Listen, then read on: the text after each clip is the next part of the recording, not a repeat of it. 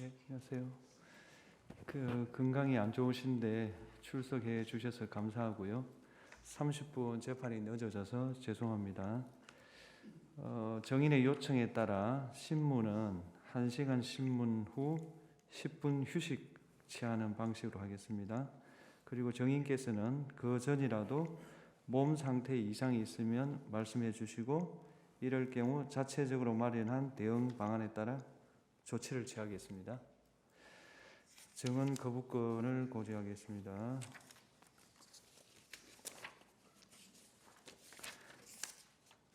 본인이나 친족 또는 친족이었던 사람, 법정 대리인, 후견 감독인이 형사소추 또는 공소제기를 당하거나 유죄 판결을 받을 사실이 드러날 염려가 있는 경우 사유를 소명하고 증언을 거부할 수 있습니다. 정인이 선서하신 후에 개별적인 신문사항에 대해서도 같은 이유로 증언을 거부할 수 있습니다. 정인이 선서를 하신 후에 경험하지 않은 사실을 경험한 것처럼 기억이 불분명한데도 분명한 것처럼 진술을 하는 등 거짓말을 하시면 위정죄로 처벌받습니다. 선서하십시오.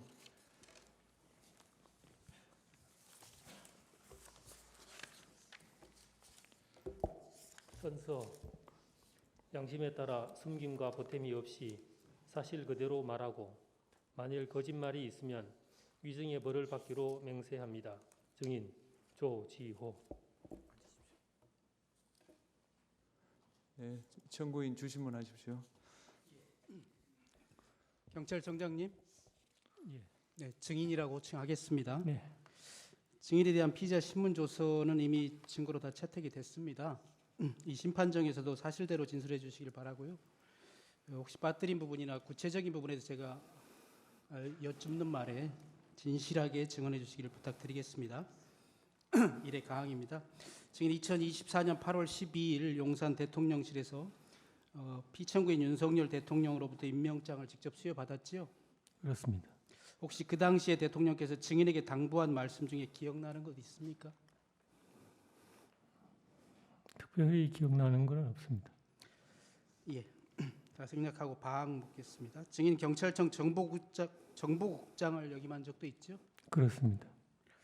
12.3 비상계엄 선포 이전에 증인이 수장으로 있는 경찰청에 정보국 차원에서 비상계엄에 관련된 정보가 수집된 것이 특별히 있습니까? 없습니다. 경찰청 대변인실에서는 매일 주요 언론 기사를 스크랩해서 청장인 증인과 주요 간부들에게 배포하고 있지요? 그렇습니다. 12.3 비상계엄이 선포된 날 아침에 증인이 보기에 특별히 전시나 사변 또는 국가 비상사태라고 할 만한 일이 있었습니까? 특별한 기억은 없습니다. 그날 주요 언론의 뉴스들은 소위 명태균 핸드폰이 언론사나 민주당의 명태균이 휴대폰을 제출하겠다고 한 내용이었는데 혹시 증인 기억납니까? 그게 매일매일 거를 기억할 수는 없습니다. 그날은 이제 비상계엄 한 당일 아침이니까요. 특별히 기억 안 납니까? 그날 비상계엄이 저녁에 발표가 됐기 때문에 그 비상계엄 한다는 그 날하고는 전혀 상관없이 보통의 날하고 똑같은 날이었습니다. 예. 12월 3일 저녁에 안가에서의 회동에 대해서 몇 가지 좀 여쭙겠습니다.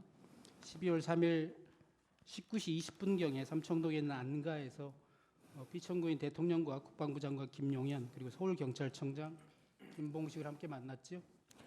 이 부분에 대해서는 제가 좀 양해를 좀 구해야 될 사안이 있는데 지금 제가 관련 건으로 기소가 돼서 서울중앙지법에서 지금 형사재판으로 제가 기소가 돼서 지금 피고인 신분입니다. 그 관련 공소 사실에 좀 포함되어 있어서 이 부분은 좀 증언을 못하더라도 좀 양해를 부탁드리겠습니다.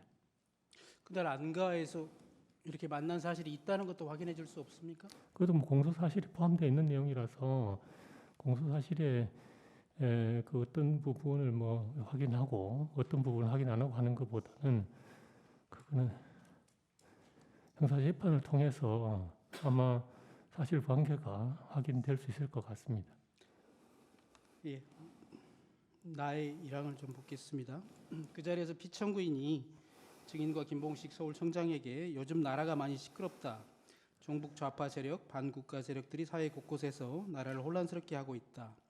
공무원에 대한 탄핵이 수십 차례 남발되고 있고 정부 예산대로 마음대로 해서 정부가 일도 못하게 하고 있다. 그래서 오늘 밤 22시에 비상계엄을 선포해야겠다. 계엄이 선포되면 계엄군이 국회와 여러 곳에 갈 것인데 많이 혼란스럽고 시끄러울 것이다. 계엄군이 국회에도 갈 것인데 경찰이 나가서 국회 통제를 잘해달라라고 말하지 않았습니까? 그것도 이제 그 같은 이유로 좀 양해를 부탁드리겠습니다. 그 당시에 피청구인이 국정원과 경찰이 엉망이다라고 해서 증인이 검찰에서 경찰청장이 증인에게 경찰이 엉망이다라고 해서 증인이 바짝 쫄았다 이렇게 진술한 바 있는데 사실인가요? 같은 그 공소 사실 관련된 거라서 이런 내용도 공소사실에 포함되어 있습니까? 어차피 공소장에 다 그 정확하게 어떤 공소장이 어떤 문구로 나와 있는지는 제가 잘 모르겠습니다만 어쨌거나 그 전반적인 사실이 공소 사실에 포함되어 있는 그런 내용입니다. 증인이 이런 사실에 대해서 확인해주면 증인의 그 형사 사건에서 불리해진다고 생각합니까? 그거는 뭐 분리할 수도 있고 그렇지 않을 수도 있는데 지금 제 형사 재판이 지금 공판 준비 기일 단계에 있고 제가 변호사로부터 들은 말에 의하면 아직 그 기록도 다 복사되어 오지 않았기 때문에 지금 검토할 수 있는 그런 상태가 아니다는 점을 좀 양해를 해주시면 감사하겠습니다. 예.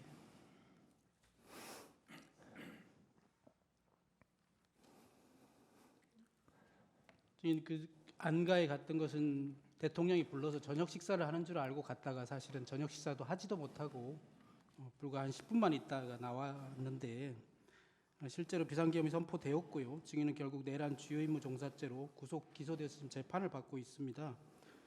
증인 지금이라도 대통령에게 본인이 이용당했다 이런 생각 들지 않습니까? 사실대로 진술해주고 상처 입은 국민들께 용서를 구하는 마음으로 진실을 밝힐 생각 없습니까? 그 진실을 밝히기 위해서 제가 기소된 형사 재판에서 여러 절차들이 진행될 걸로 알고 있습니다.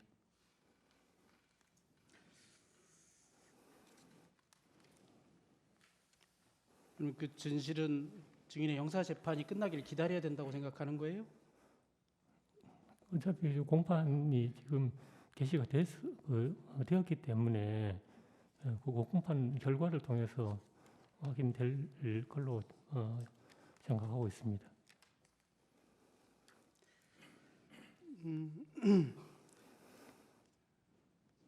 몇 가지만 더 여쭤보겠습니다.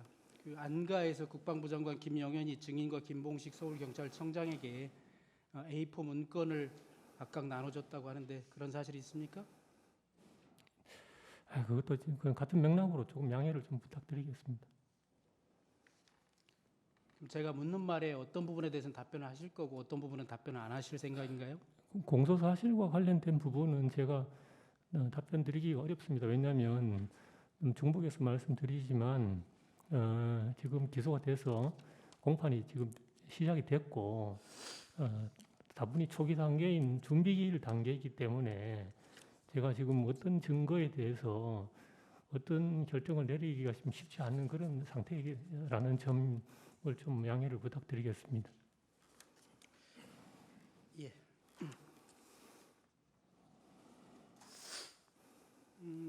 제 8차 변론 기일에서 이 심판정에서 피청구인 본인이 서울경찰청장 김봉식이 증언한 이후에 진술한 게 있거든요. 제가 한번 말씀드려 볼게요. 그날 안가에서 김영현 장관이 증인과 서울경찰청장 김봉식에게 국회 외곽에 배치할 경찰 병력을 종이에 그림을 그려가면서 설명하는 것을 보았다. 이렇게 피청구인이 진술한 바 있거든요. 안가에서 김영현 장관이 증인과 김봉식에게 종이에 그림을 그려가면서 국회 외곽에 경찰력 배치에 대해서 설명한 적이 있습니까? 그것도 공소 사실을 통해 가지고 확인될 걸로 생각합니다. 피청구인 본인이 이런 말도 했습니다. D타임이 되기 전에는 국회에서 너무 가까이 있지 말고 멀리 배치했다가 계엄이 선포되면 즉시 출동하여 배치하라는 말을 피청구인이 김용현 장관이 말하는 것을 들었다고도 했습니다. 이것도 답변 안 하시겠어요? 그런 사실이 있습니까? 그것도 사실은 그게 형사 재판을 통해서 확인돼야 될 내용입니다. 이 8차 변론을 포함해서 이 재판이 진행되고 있는 것 증인 혹시 TV나 방송을 통해서 지켜보고 있습니까? 죄송합니다만 제가 지금 그 지난주에 그 1차 항암 주사를 맞고 지금 회복 기간에 있기 때문에 제가 사실은 제 건강 문제 외에는 뉴스라든지 이런 거를 팔로우하기가 어려운 상황이라서 뭐 전혀 좀 뉴스를 지금 안 보고 있는 그런 상태입니다. 네. 그 김봉식 서울경찰청장의 증언도 혹시 보거나 언론 보도를 통해서 확인한 사실이 없어요? 좀 방금 우리 그 말씀하시는 것 듣고 처음 들었습니다. 처음 들으셨습니까? 예. 사실은 이 내용은 증인이 검찰에서 10번 이상 조사를 10번 정도 조사 받으셨는데 그때도 나오지 않은 내용이었어요. 이 심판정에서 8차 변론 때 피청구인이 처음 얘기한 것이거든요. 증인도 증인 재판을 준비해야 되니까 이런 거 확인해야 되지 않습니까? 혹시 변호인을 통해서 확인한 바 없어요? 죄송합니다만 제가 여기 증인으로 출석하면서 성실하게 준비를 해 왔어야 되는데 사실은 제 건강이 그 정도까지는 여력이 없어서 일단은 제가 검찰에서 조사받았을 때까지 그리고 12월 3일 당일날과 관련된 여러 가지 제 기억하고 있는 내용을 성실하게 증언하기 위해서 나왔습니다.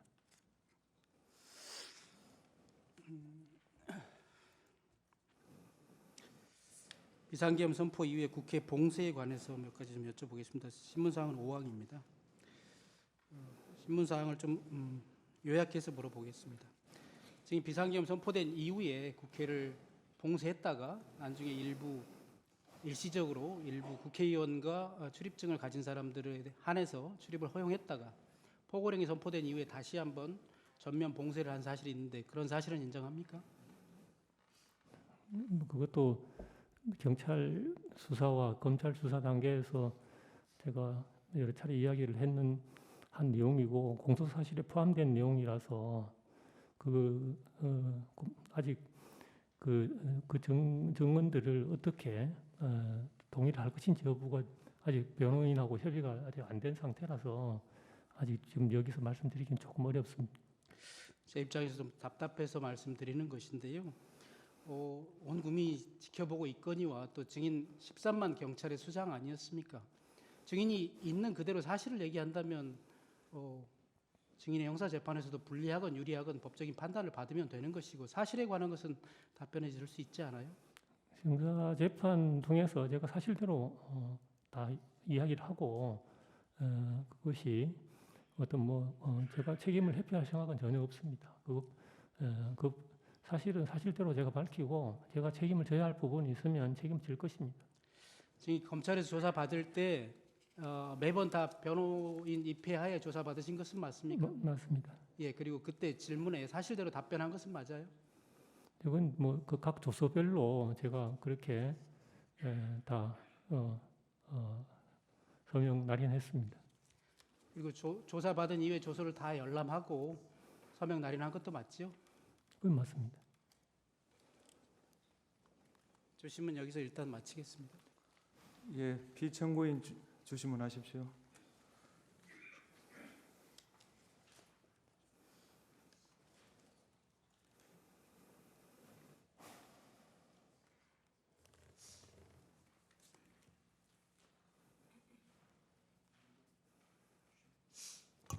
네, 청장님 이동찬 변호사입니다. 먼저 건강이 많이 안 좋으신 걸로 알고 있는데 어려운 걸음 해주셔서 감사드립니다. 청장님 2024년 1월경 혈액암 진단 받으셨죠? 그렇습니다. 네, 지금 증언하시는 데는 큰 문제가 없으십니까? 최대한 건강을 빨리 회복하려고 노력 중에 있습니다. 네. 증인께서는 2024년 12월 3일 비상계엄 선포 및 해제 이후 12월 5일 국회 행안위, 12월 9일 법사위에 각 출석하셨죠? 예, 그렇습니다. 표 하나 제시하겠습니다.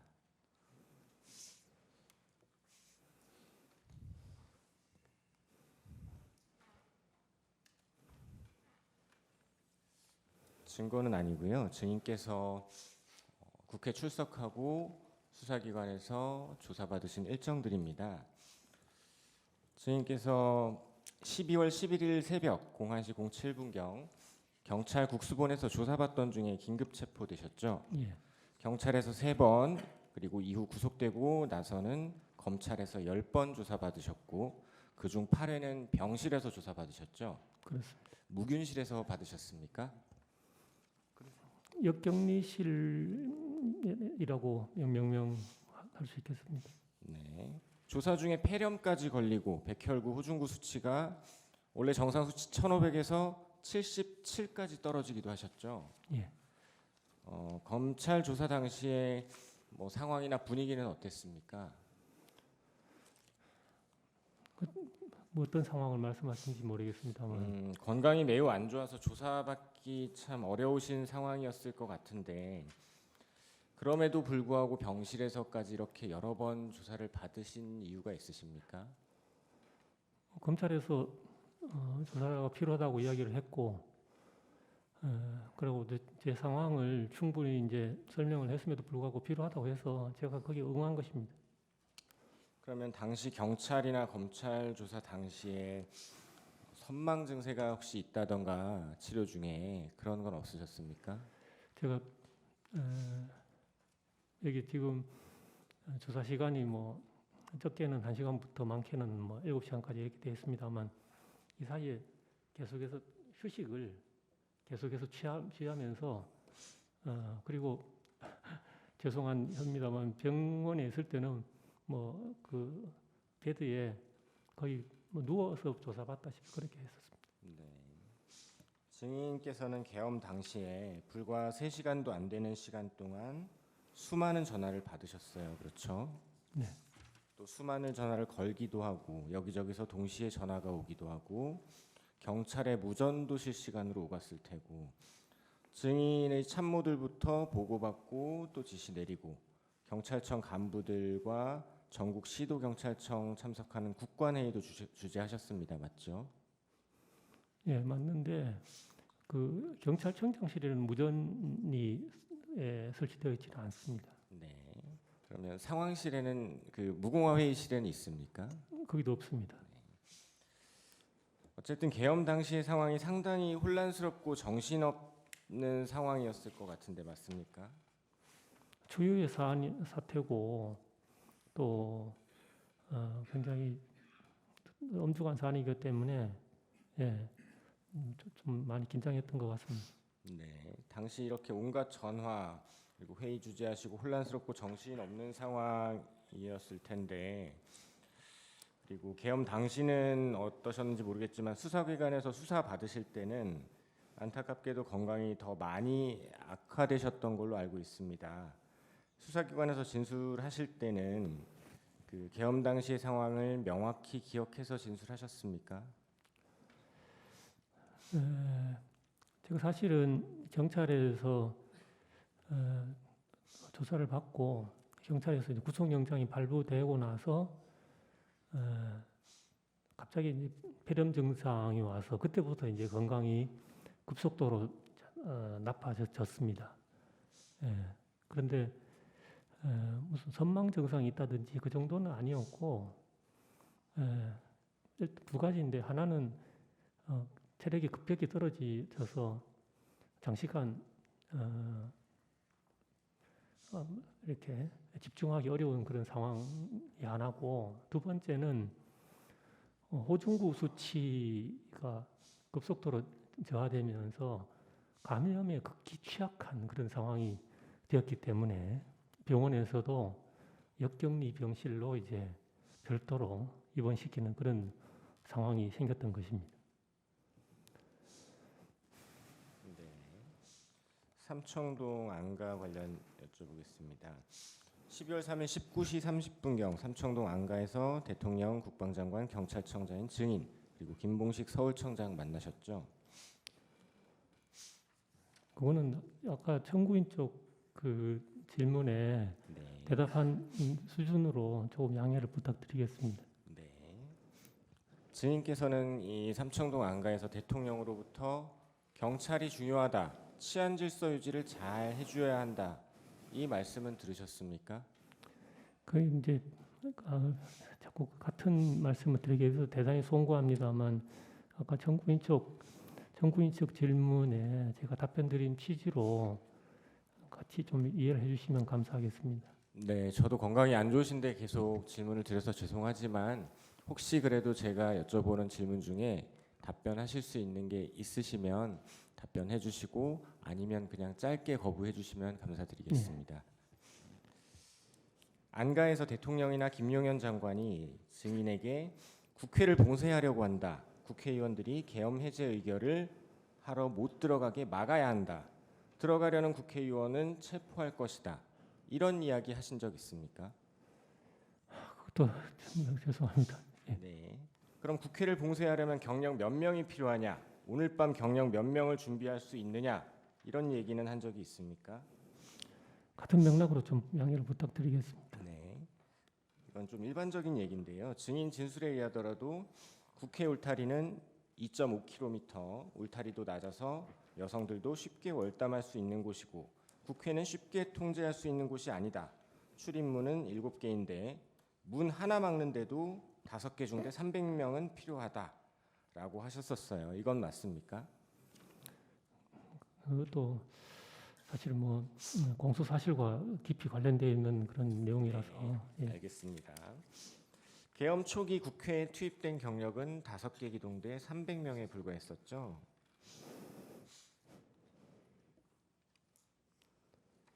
네, 그건 맞는 것 같습니다. 네.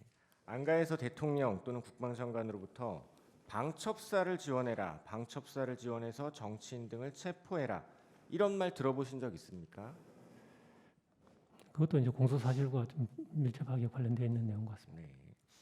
안가에서 대통령은 주로 국회의 탄핵, 특검, 예산, 반국가 세력 등등에 대한 이야기를 했었는데 대통령 말씀 중에 국방부 장관이 A4 용지 문건을 증인과 김봉식 청장에게 나누어 주었다고 하셨어요. 맞습니까? 그것도 공소 사실과 관련되어 있는 것 같습니다. 네. 그 A4 용지에 2200 국회와 같이 시간과 장소 몇 군데가 기재되어 있었죠. 그건 이제 공소 사실 내용입니다. 증인 검찰에서 김용현 장관이 문건을 나눠줄 때 대통령이 계속 말씀 중이라서 꼼꼼히 읽어볼 수가 없었다라고 진술하셨습니다. 맞습니까? 조서 내용도 지금 그 공소 사실 관련돼 있어서 죄송합니다만 네, 짧게 거부 의사 표현해 주시면 되겠습니다. 그럼 대통령께서는 하던 말을 계속했다는 것이고 A4 문건에 대한 말을 하거나 설명한 건 아니겠네요. 죄송합니다. 예. 네. 증인께서는 이 A4 문건에 대해서 조악한 수준이었다, 경찰청장으로 증인이 알아야 할 내용이 없었다, 실제로 비상계엄을 선포할 것이라고 생각하지 않았다, 문건도 중요하게 생각하지 않아 읽어보지도 않았고 증인의 배우자가 찢어버리라고 하여 찢어버렸다, 21시 30에서 22시경 김용현 장관이 전화하여 좀 늦어질 것 같다라고 하였음에도 증인은 이 이야기를 나한테 왜 하지? 라고 생각했다고 진술하셨습니다. 맞습니까? 죄송합니다. 그건 증인께서는 계엄 이후 체포 구속되기 전에 국회 행안위, 법사위에 각 출석해서 계엄 선포 사실을 TV에서 대통령이 담화를 발표하는 걸 보고 알게 되었다라고 말씀하셨죠. 예, 그렇습니다. 증인께서는 원래 12월 4일 대통령 앞에서 마약 관련 회의와 증인의 발표가 예정되어 있으셨죠. 그렇습니다. 네, 그래서 12월 3일 퇴근 무렵에도 그게 신경 쓰여서 부하 직원에게 발표 자료를 준비하게 하고 발표 자료가 준비가 다 됐다는 이야기를 듣고 집에서 다시 출근을 해서 22시경 집무실에 가서 그 자료를 공부하셨던 것으로 보이는데 맞습니까? 예, 그건 맞습니다. 증인께서는 대통령이 이례적으로 불러서 간 자리에서 대통령이 비상계엄을 이야기하면서 경찰이 치안질서 유지를 잘해달라라고 했다는 것이고 그와 관련해서 대통령 옆에 있던 국방장관이 시간과 장소가 기재된 문서를 줬는데 그런데도 증인은 비상계엄을 선포할 것이라고 생각하지도 않았고 문건도 중요하다고 생각을 안 했고 경찰이 뭘 해야 한다고 생각하지도 않았고 증인에게 부여된 임무도 없었고 그래서 읽어보지도 않았고 배우자의 말을 듣고 찢어서 휴지통에 버렸다. 국방장관이 다시 전화해서 좀 늦어질 것 같다라고 했음에도 그런 얘기를 증인에게 왜 하지라고 생각했다는 것입니다. 그리고 계엄 직후 국회 행안위 법사위 나가서도 계엄을 TV 보고 알았다. 계엄이 끝나고 난 뒤에 이 계엄이 곧 내란이라는 전제하에 수사기관에서 증인, 서울청장, 기타 사령관들 모두 내란의 중요 임무 종사자라고 몰아세우니까 방금 말씀드린 이런 증인의 진술 중에 일부 사실과 다르게 진술하신 것도 있는 거 아닙니까? 그 이제 공소장에 나와 있는 내용들이 일부 있는데 그건 이 자리에서 답변드리는 건 적절하지 않는 것 같습니다. 네. 국회 1차 통제 관련 질문 드리겠습니다.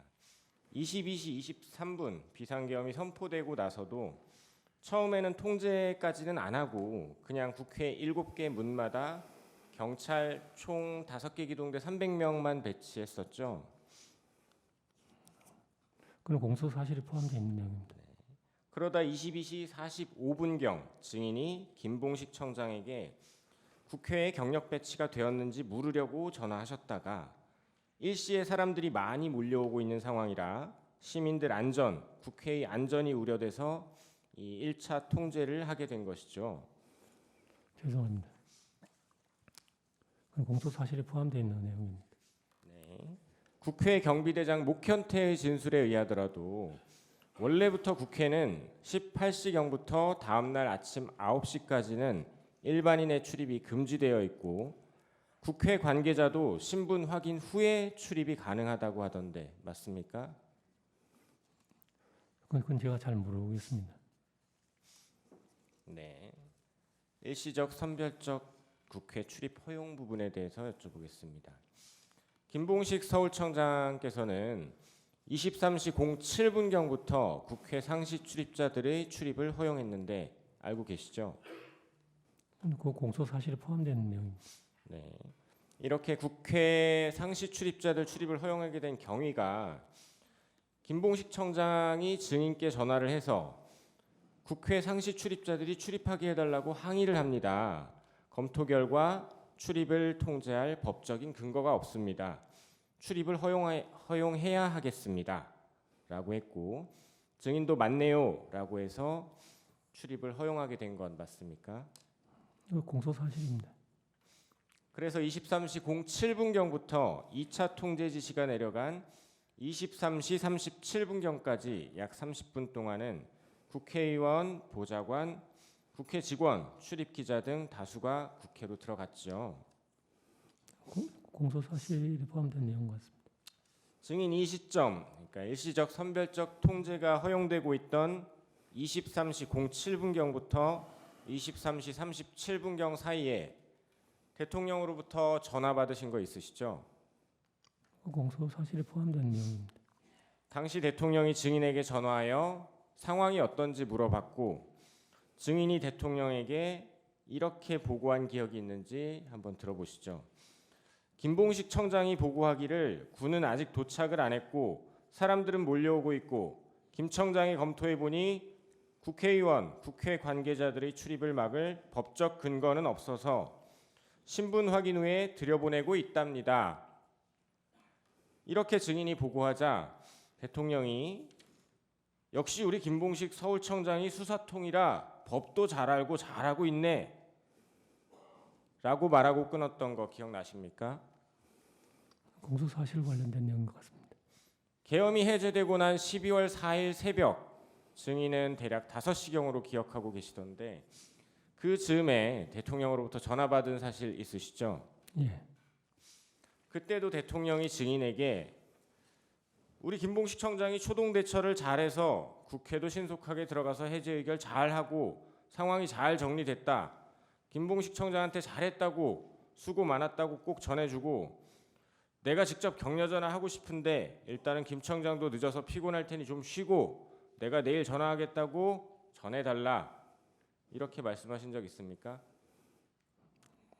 그 시간에 전화를 받은 사실은 있습니다. 이런 내용으로 말씀하시진 않으셨습니까?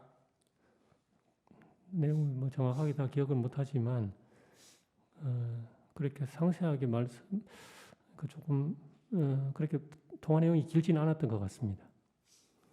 대략적인 취지는 이렇게 뭐 김봉식 청장이 초동대처 잘하고 뭐 들여보내줘서 신속하게 잘 끝났다 이런 취지는 맞았습니까? 덕분에 신속하게 잘 끝났다 이런 말씀을 하신 건 맞습니다. 그리고 실제로 대통령은 12월 4일 날이 밝고 나서 김봉식 청장에게 전화해서 같은 내용 초동대처 아주 잘해줘서 의원들 잘 넣어줘서 상황이 아주 빨리 잘 끝났다 수고했다 이렇게 격려하셨다고 합니다. 알고 계십니까? 그 나중에 김봉식 청장한테 들었습니다. 그렇죠. 김봉식 청장 증언에 의하면 증인께서도 계엄이 끝나고 하루 이틀 지난 후쯤 김봉식 청장에게 전화로 대통령이 전해달라던 격려 전해주셨다고 하던데 맞습니까?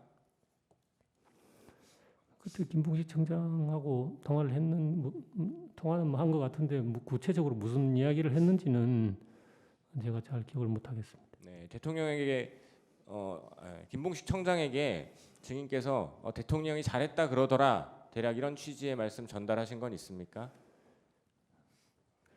제가 대통령님께 전화를 받았던 내용을 이야기를 했었고 김봉식 청장님도 대통령님으로부터 또 직접 전화 받았다는 이런 내용으로 전화 받았다 하는 이야기를 들은 거는 있습니다. 네. 한편 12월 3일 그 일시적 선별적 국회 출입이 허용되던 그 시점쯤에 증인으로부터 대통령은 김봉식 청장이 선별적 출입을 허용하고 있다라는 보고를 대통령이 받고 나서 수방사령관한테 전화를 했었습니다. 상황이 어떤지. 그러자 수방사령관이 국회에 사람이 많아서 어느 문으로 들어가야 할지 모르겠습니다. 이렇게 수방사령관이 얘기하니까 대통령이 증인에게 보고받은 내용 김봉식 청장이 이렇게 들여보내고 있습니다 라고 했던 증인의 보고 내용이 생각나서 수방사령관 이진우에게 경찰이 거기 어디 문으로 가면 신분 확인하고 들여보내주고 있을 테니까 그 문으로 가서 경찰에게 얘기하면 들어갈 수 있을 거다라고 알려주기도 했다는데 어떻습니까? 대통령과 증인 그리고 김봉식 청장 이진우 수방사령관의 서로 간의 이 통화 내용에 비추어 보면 12월 3일 그 일시적 선별적 통제가 이루어지던 그 시각에 대통령이 증인에게 전화해서 김봉식 청장 잘하고 있다라고 한 것은 맞는 것 같은데 어떻습니까? 그 시간에 그 대통령님의 전화 내용은 공소사실에 포함되어 있는 내용이라서 여기서 구체적으로 말씀드리기 좀 어려울 것 같습니다. 당시에 어쩌면 공소사실과는 반대되는 국회의원들 잘 들여보내주고 있다는 보고를 하셨고 실제로 들여보내주고 있었고 그거에 대해서 대통령이 잘하고 있네. 이건 오히려 공소사실에 있어 증인에게 유리한 부분 아닙니까? 뭐 유리 분리를 떠나서 일단 전체적으로 아까도 말씀드렸다시피 지금 공소사실에 포함되어 있는 내용이고 지금 재판의 초기 단계이기 때문에 제가 이제 양해를 말씀을 드리는 것입니다. 네, 잘 알겠습니다. 증인 선별적 출입을 허용하다가 23시 37분경 2차 통제하게 되셨죠? 예. 2차 통제하게 된 경위에 대해서 증인은 포고령 1호가 발령된 23시 23분 즈음 계엄사령관 박안수의 전화를 받고서라고 진술했던데 맞습니까? 그건 공소사실과 포함된 내용입니다. 당시 박안수는 포고령 1호가 발령된 사실을 알려주고 경력 증언을 요청했다고 하는데 맞습니까? 공소사실을 통해서만 확인될 것 같습니다. 증인은 검찰 조사에서 조사 회차가 거듭되는 과정에서 이 부분에 대해서 처음에는 모르겠다. 또 박안수가 셔트해달라고 차단해달라고 했다. 라고 진술하다가 박한수 말이 맞을 수도 있다. 즉 셧다운이 아니라 경력 증언을 요청했을 수도 있다. 증인이 착각했을 수도 있다 라고 진술했던데 박한수가 증인에게 국회를 셧해달라, 차단해달라고 한 게 맞습니까? 아니면 박한수 말대로 경력 증언을 요청한 게 맞습니까? 그것도 아니면 당시 상황이 혼란스러워서 기억이 명확하지 않으신 겁니까? 일단 경찰 검찰 조사에서 제가 기억나는 대로 증언을 했었고 진술을 했었고 그 부분은 이제 앞으로 공소수 사실을 통해 가지고 확인돼야 될 내용인 것 같습니다. 네, 증인 건강이 많이 안 좋으신 것 같아서 한 두세 가지만 묻고 정리하겠습니다. 그 1, 2차 국회 통제 상황을 되짚어 보면 결국 증인이나 김봉식 청장이나 사람이 한꺼번에 많이 몰리는 상황에서 우발 대비, 질서 유지, 시민 안전을 위해서 경찰을 투입하고 선별적으로 출입시키다가 사람이 너무 많이 몰려서 통제도 했던 것으로 보이고 이것은 증인께서도 설명하고 잘 알고 계시듯이 경찰이 사람들이 많이 몰렸을 때 당연히 해야 할 경비 업무를 수행하신 것으로 보입니다. 그런데 계엄이 끝나고 나니까 갑자기 계엄이 내란이 되고 증인이나 김봉식 청장 모두 내란 중요 임무 종사자가 되어버렸습니다. 비상계엄 당시에 증인 내란이라는 생각을 조금이라도 해보셨습니까?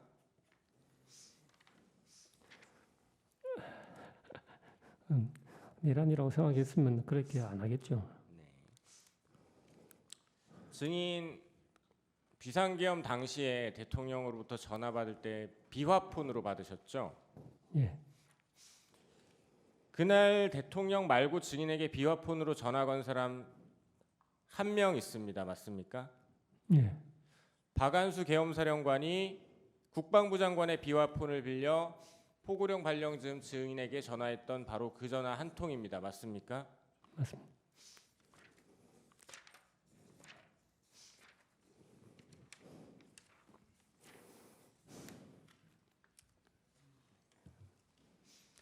방첩사 수사관 100명이나 차량 20대 등 지원 요청은 사실 계엄법과 계엄 매뉴얼에 따라 방첩사 주도로 꾸려지는 합수본에 경찰이 합법적으로 수사관 등을 파견 지원하는 일이었는데 수사기관에서는 이 요청을 했던 방첩사령관, 요청을 받아 협조 준비를 했던 경찰 모두 중요 임무 종사자로 지목해서 체포, 구속, 기소했습니다. 실무 라인에서도 방첩사 수사기획과장이나 경찰청 수사기획조정관 등 여러 인물들이 수차례 조사를 받으면서 특정 정치인 체포조를 가동한 것 아닌지 추궁을 당했습니다. 특히 증인 같은 경우는 혈액암이라는 질병까지 있으신 상황에서 조사 중에 아까 말씀하신 것처럼 폐렴까지 겹쳐서 건강이 극도로 안 좋았을 것으로 보입니다. 그 상황에서 수사기관에서 증인은 내란범, 특히 정치인 체포조를 출동시킨 것으로 몰려서 심리적 압박이 상당하셨을 것으로 보이는데 어떻습니까? 네, 편안한 상태는 아니었던 것 같습니다. 네, 이상 마치겠습니다. 보충 질문하시죠.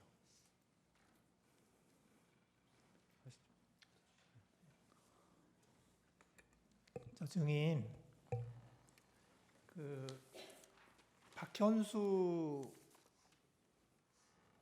국장 아시죠? 예, 알고 있습니다.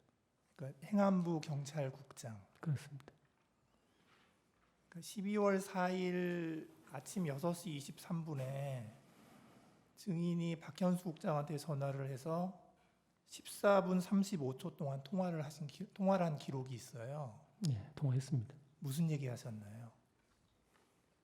전체적으로 어제 간밤에 있었던 이야기들을 좀 나누었고 어쨌거나 제가 경찰청장으로서 계속 직을 수행하는 것이 적절하지 않은 것 같아서 면직 절차를 좀 밟아달라.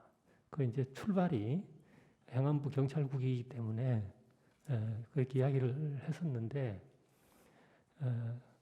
박현수 국장이 강력하게 만류를 해서 그러면 뒤에 따로 만나서 이야기를 좀 하자. 그러고 이제 마무리 짓고 전화를 끊었습니다. 그 박현수 국장 말에 의하면 증인이 이런 얘기했다는 거예요. 증인이 대통령의 지시를 정면으로 거부하였고 대통령께 죄송하다고 얘기를 했더니 대통령이 덕분에 빨리 잘 끝났어라고 얘기를 해서 그게 상당히 좀 뼈가 있는 말로 알아들어서 내가 이런 상황에서 어떻게 경찰청장을 하냐 이런 얘기를 박현수 국장한테 했다고 그러는데 그런 얘기 한 적이 있나요? 뼈가 있다는 말은 제가 한 적이 없고요. 네. 인간적으로 죄송한데 이런 상황에서 제가 경찰청장직을 계속 수행하는 것이 바람직하지 않은 것 같다. 그래서 면직 절차를 좀 밟아줬으면 좋겠다. 이렇게 제가 이야기를 했었던 겁니다. 그 증인이 아까 그 박안수 계엄사령관한테서 전화를 받은 적이 있다고 하셨잖아요.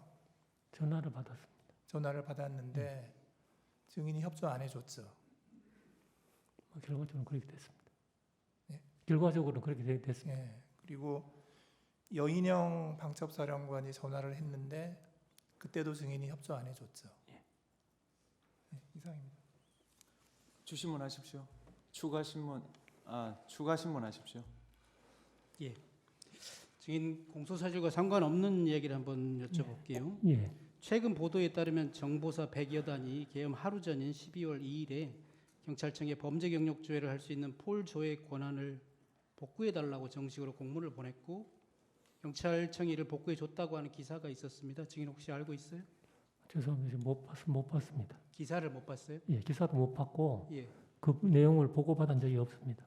경찰청장이 증인에게 타 기관의 협조 요청에 대해서 보고조차 하지 않습니까? 그 사안에 따라서 좀 다른데 아마도 그 정도는 실무적인 판단 사안이라서 아마 국장급에서 결정되었을 가능성이 많을 것 같습니다.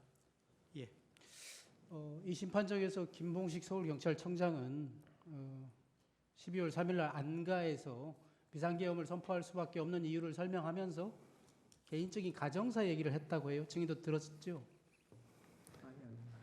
그거는 좀 공소사실과 관련된 그런 내용. 공소사실에 그 내용 포함되어 있지 않지 않습니까? 근데 이제 그 안가에서 있었던 그 안가 참석자들의 진술이라든지 이런 게 이제 공소사실의 기본이 되지 않겠습니까? 예, 알겠습니다. 네. 그 방금 주신 재판관님 신문사항에서 뼈 있는 말로 들었다, 뼈 있는 말로 알아들었다 이렇게 진술한 바 있어요, 증인이. 그런가요? 제가 네. 그건 기억이 없습니다만. 그걸 언제 그렇게 알아들으셨냐면 피청구인 대통령이 증인에게 직접 전화한 것이 계엄 해제 안건이 가결되기 전에 6번 했고요. 그 뒤에 2번 했다고 하면서 그 뒤에 2번 전화 왔을 때 뭐 고생했다 이렇게 격려를 하니까 증인이 뼈 있는 말로 알아들었다 이렇게 답변했거든요. 글쎄 저는 뼈 있는 말이라는 표현은 제가 잘 쓰는 표현도 아니고 평상시에 제가 인간적으로 미안해서 내가 이 직을 계속 유지하는 것이 적절하지 않겠다.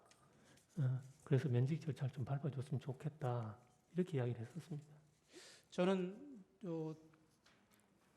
피청구인이 치하를 하긴 했지만 증인은 속마음으로는 치하를 하는 게 아니고 나를 질책하는 것이다.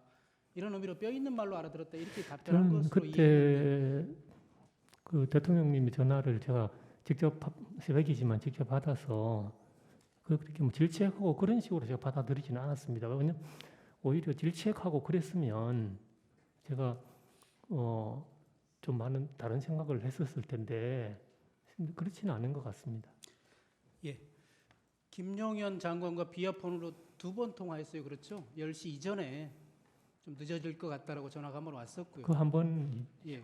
그리고 다시 포고령이 선포될 무렵에 다시 전화가 왔는데 그때 통화는 박안수 계엄 사령관하고 통화를 했죠. 다만 전화는 김용현의 폰으로 오지 않았습니까? 그렇습니다. 그 결과적으로 김용현 전 장관님의 폰으로 전화가 와서 네.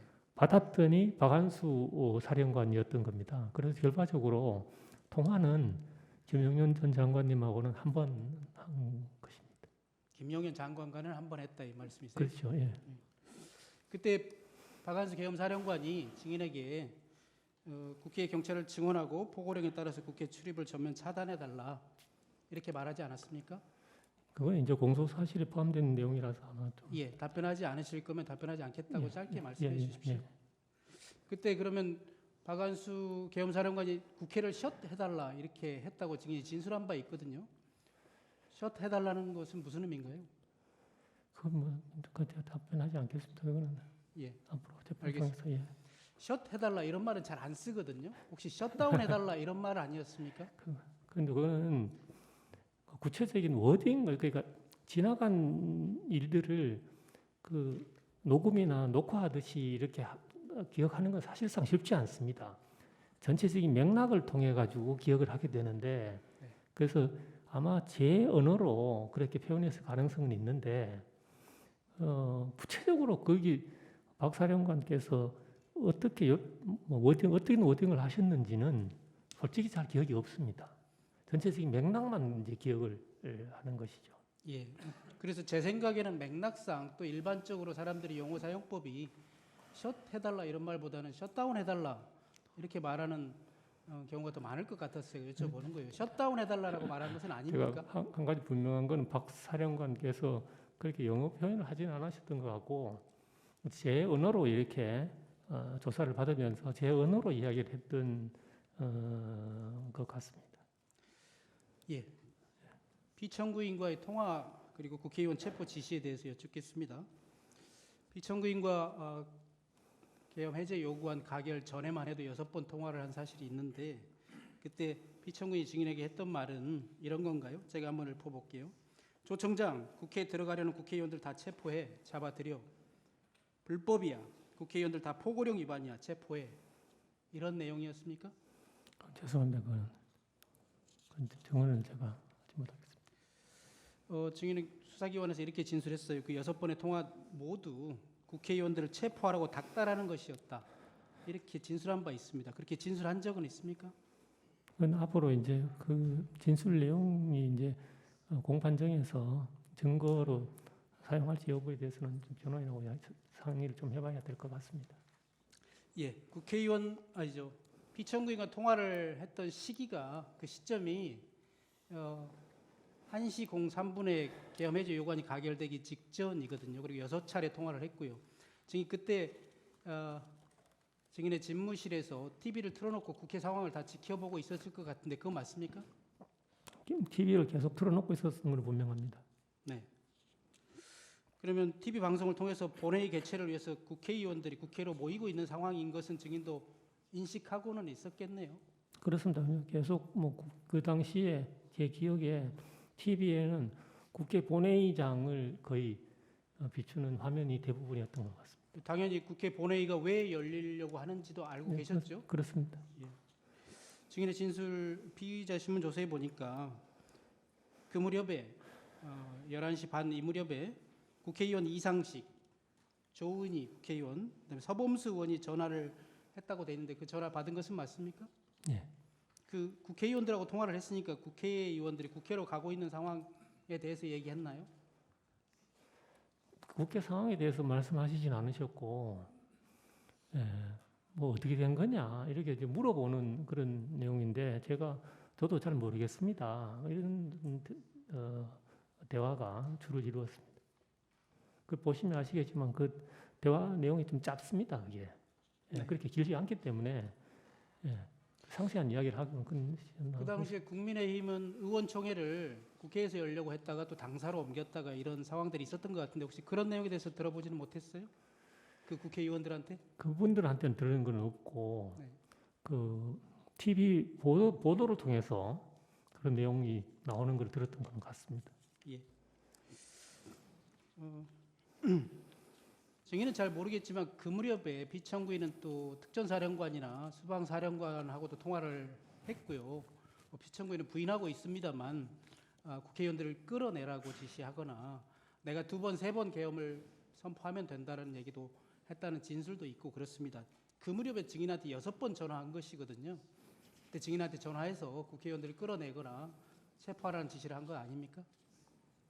그 뭐 공소 사실에 포함된 내용입니다.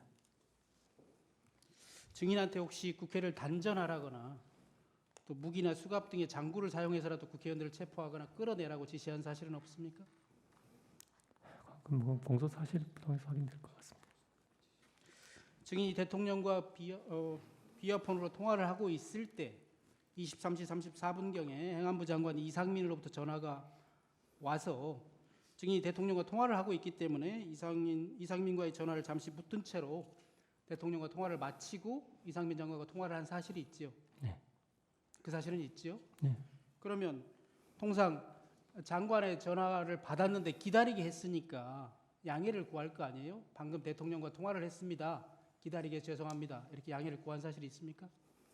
그렇게 양해를 구하진 않았고 이제 그 전화를 받고 아유 장관님 죄송합니다 이렇게 말씀드리니까 장관님이 뭐 별다른 말씀 없이 이렇게 말씀을 이어가셔서 대통령님과의 어떤 뭐 통화라든지 이런 말 이야기는 전혀 없었습니다. 혹시 그때 이상민 장관이 증인에게 단전단수라든가 소방청과 협조하라는 이런 말을 하지 않았습니까? 전혀 없었습니다. 그런 말 없었습니까? 그 직후에 소방청장과 통화한 사실인데 그 증인 모릅니까? 그건 잘 모르겠습니다. 통화를 이상민 장관과 통화한 직후인데요. 23시 36분경에 증인이 김봉식 서울청장에게 직접 전화해서 다시 국회를 봉쇄하라고 지시했는데 그런 사실은 있지요? 그건 이제 공소 사실에 포함된 내용입니다. 김봉식 서울청장에게 전화해서 대통령과 통화를 했다. 그러니까 국회를 다시 봉쇄하라 이렇게 대통령의 지시임을 말하지 않았나요? 하여튼 공소 사실에 포함된 내용을 통입니다. 예, 신문상 14망입니다. 해제 요구안이 가결된 이후에도 피청구인으로부터 2차례 전화를 받았다고 했는데 그건 맞습니까? 그런 것 같습니다. 그게 제가 나중에 통화 기록을 보면서 알게 된 내용입니다. 그 2차례의 통화는 계엄 해제 요구안이 가결된 이후이고 또 피청구인이 계엄을 해제하겠다고 공식적으로 담화를 발표하기 이전인 것은 맞습니까? 그거는 담화 발표 이후인 것 같은데요. 그 2차례 예, 다요? 예. 그러면 2차례 전화가 와서 증인한테 아까 그 뼈 있는 말이라고 했다는 부분하고 연결이 되는데 증인한테 수고했다 이런 인사말을 한 것이 맞습니까?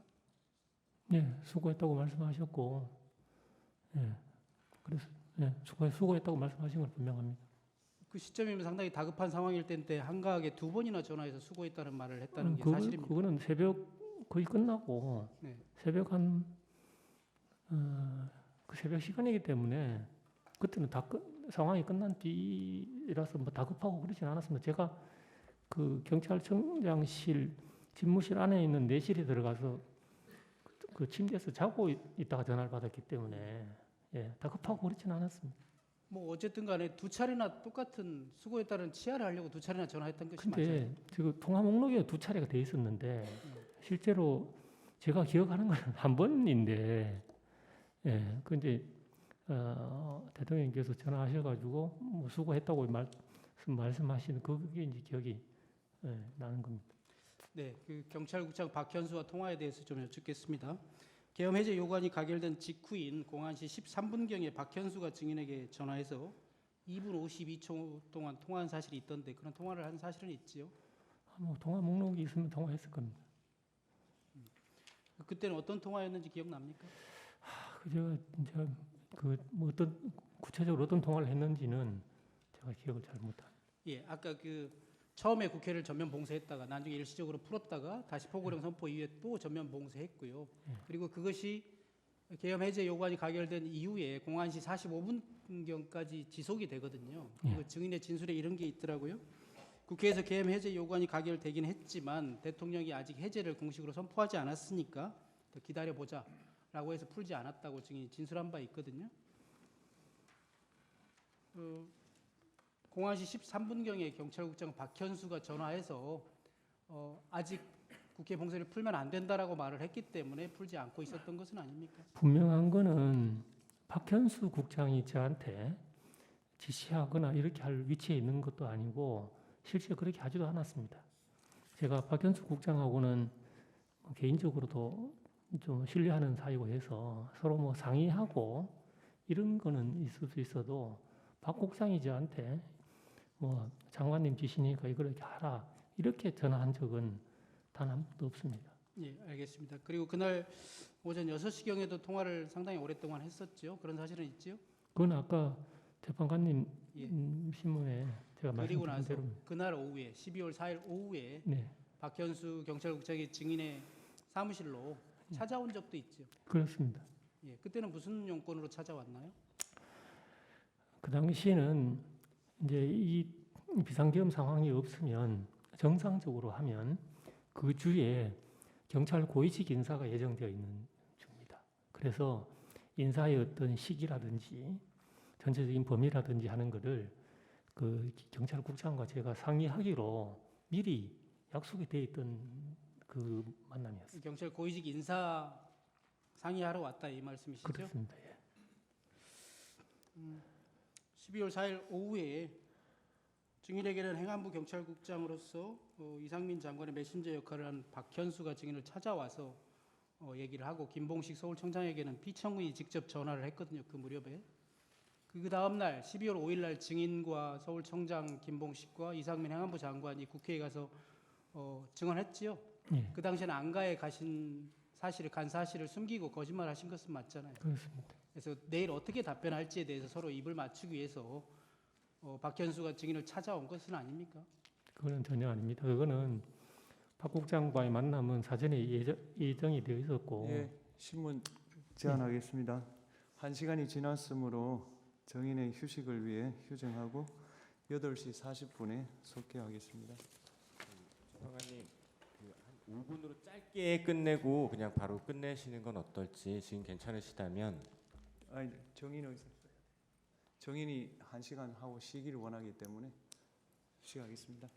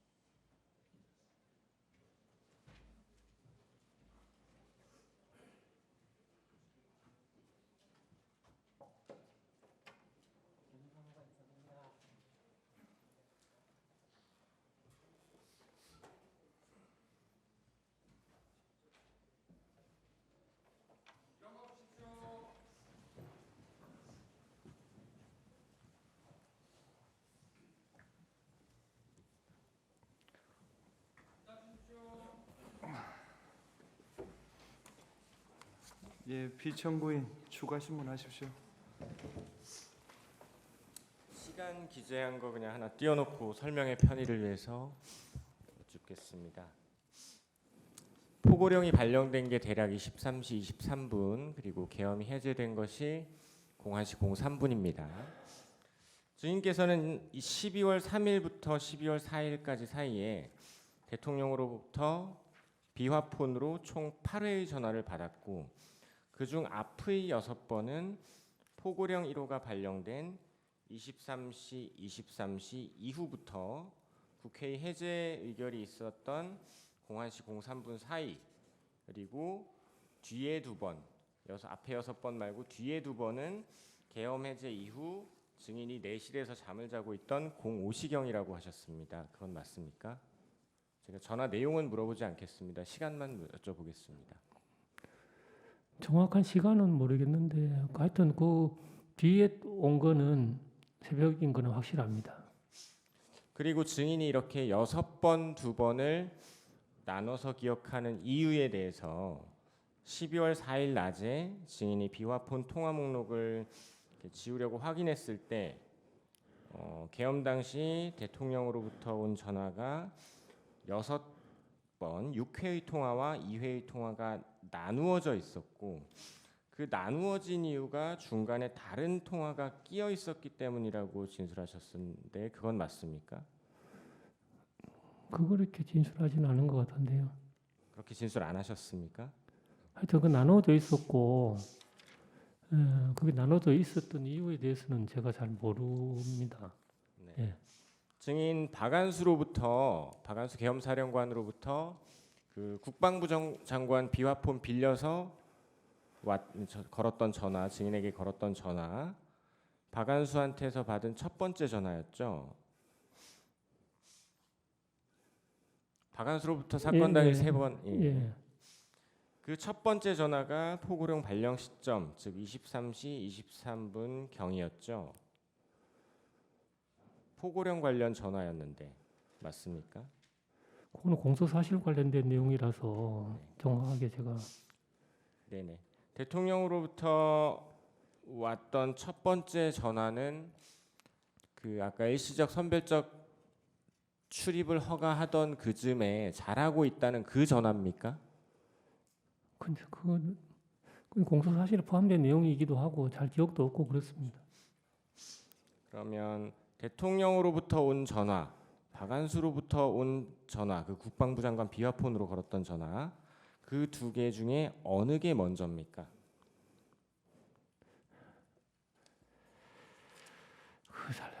그 기억이 정확하게 잘 모르겠습니다.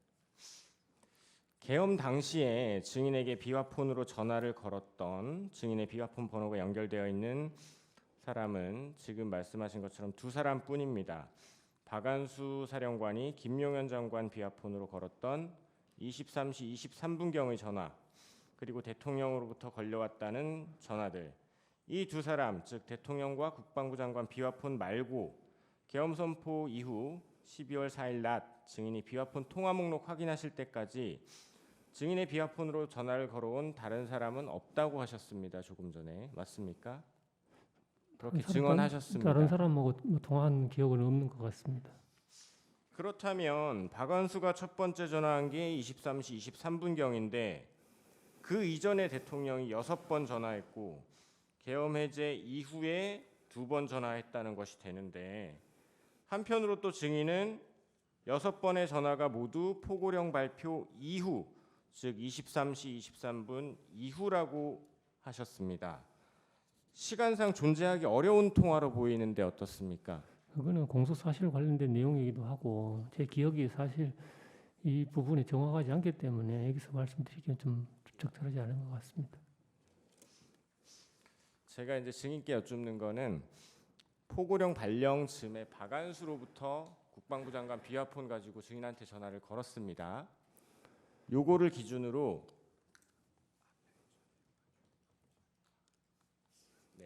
박안수의 그 비화폰 전화 한 번, 이즈음, 이거를 기준으로 앞에 6번, 뒤에 2번 대통령 전화가 있었다고 증인이 말씀을 하셨어요. 설명을. 근데 또 한편으로는 이 시간 이후에 그리고 이 시간 전에 요 사이에 6번의 통화가 있었다고 말씀하시는 거예요. 그래서 물리적으로 그런 전화가 존재하기 어렵다는 부분을 말씀드리는 겁니다. 제가 그거는 공소 사실 관련된 내용이기도 하고 그거는 약간 재판 과정을 통해서 아마 정확하게 확인될 것 같습니다. 네, 마치겠습니다. 건강 빨리 회복하시기 바라겠습니다. 예, 감사합니다. 예, 본인께 의견 진술 기회 드리겠습니다. 소추 위원. 예, 본인께 의견 진술 기회 드리겠습니다. 건강 빨리 회복하시기 바랍니다. 예, 없습니다. 감사합니다. 예, 정의신문 하신다고 고생 많으셨고요. 감사합니다. 편안하게 돌아가십시오. 예, 감사합니다. 네. 배려해 주셔서 감사합니다. 피청구인 측에서 2월 19일자 송부촉탁 사실조회 국정원에 대해서 했습니다. 재판부는 그 중에서 2024년 12월 3일 밤 10시 반부터 밤 12시까지 홍장원 입출입 기록, 그다음 국정원 1차장실, 부속실 CCTV 영상 일체로 한정해서 촉탁을 했고 2월 21일까지 해신해달라고 요청했습니다. 그 외에 정인 신청, 문서 제출 명령 신청은 기각합니다. 오늘 변론은 이것으로 마치고 다음 기일은 2월 25일 오후 2시입니다. 그날은 증거 채택이 되었으나 증거 조사를 하지 않은 증거 조사를 포함하여 양측 대리인들의 종합 변론과 당사자의 최종 의견 진술을 듣는 절차를 진행하겠습니다. 청구인 측에서 증거 조사를 포함한 종합 변론에 어느 정도 시간이 필요하십니까? 예, 1시간 반이면 1시간 충분하겠습니다. 피청구인 측에서는 어느 정도 시간이 필요하십니까? 최종 피청구인 의견 발표 시간 빼고 대리인 시간만 예, 대리인 시간만입니다. 저희는 2시간은 필요할 것 예, 같습니다. 그러면 청구인, 피청구인 각 2시간 증거 조사 변론 포함입니다. 그 다음에 소추위원과 피청구인 본인께 최종 의견 진술 기회를 드리는데 이때는 시간 제한을 하지 않겠습니다. 오늘 재판 이것으로 재판장님, 네. 최종 기일 지정과 증거와 관련된 것에 따라 3분만 의견 좀 하십시오. 선거는 국민 주권 실현의 통로이고 대의제 민주주의의 근간입니다. 선거에서는 무엇보다 국민적 신뢰가 중요하다고 할 것입니다. 이 사건 계엄과 선거 시스템 점검 지시의 정당성과 관련해서 첫 번째 서버에 대한 감정 신청, 두 번째 투표관리관, 투표사무원 등에 대한 증인 신청, 세 번째 투표자 명부에 따른 실제 투표자 수 일치 여부에 대한 세 차례의 검증 신청이 모두 기각되었습니다. 독일 연방 헌법재판소에 따르면 예단적 증거 평가는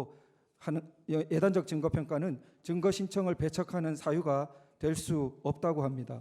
이것은 유일한 증거가 아니어도 법관의 증거 채택 여부의 재량권에도 한계와 제약이 있다는 취지로 판시하고 있습니다. 이상 말씀드렸던 증거 신청은 실기한 것도 아니고 모색적 증거 신청도 아니며 부적절한 증거 신청이라고 보기도 어렵다고 하겠습니다. 오히려 유일한 증거 방법에 해당될 여지가 크다고 하겠습니다. 이 사건 주요 쟁점과 관련된 필수적 증거 조사 신청에 대한 부분이 기각되었던 바, 이것이 재판의 결과로 어떻게 기결되냐 하는 것은 대한민국의 법치와 헌법 질서의 미래에 있어서 너무나 중요한 함의를 갖는다고 하겠습니다. 이런 점을 깊이 통촉하여 주시기를 요청드립니다. 내일 평의 때 논의해 보겠습니다. 네. 시간을 말씀드렸는데 서중조사 시간으로 네. 최종 의견 발표만 2시간을 주시고요. 서중조사 시간 한 30분 추가로 그날 상황에 따라서 탄력적일 수는 있겠지만 우선 좀 그러면 이렇게, 증거 조사 빼고 2시간 달라 이 말씀이죠? 그럼 그렇게 하겠습니다. 서정 요지 진술 동영상 재생에 관한 거는 그대로 인정해드리고 그 외에 종합 변론 시간으로만 청구인 2시간, 피청구인 2시간 그렇게 해드리겠습니다. 예, 이상 재판 마치겠습니다.